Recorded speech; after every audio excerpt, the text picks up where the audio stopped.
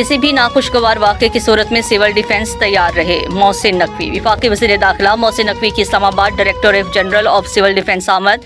किसी भी हंगामी सूरत हाल में शहरियों के लिए पेश की इंतजामात का जायजा लिया। वज़ीर दाखिला मोहसिन नकवी ने डायरेक्टोरेट जनरल सिविल डिफेंस का मुआयना किया। अमले से मुलाकात की। मौजूदा कशीदा सूरत हाल के तनाजुर में सिविल डिफेंस को हर लिहाज से फाल करने का ऐलान किया।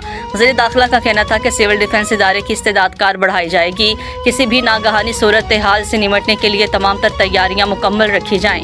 हंगामी हालात से निमटने के सिलसिले में शहरियों के लिए आगाही मुहिम पूरा साल चलनी चाहिए।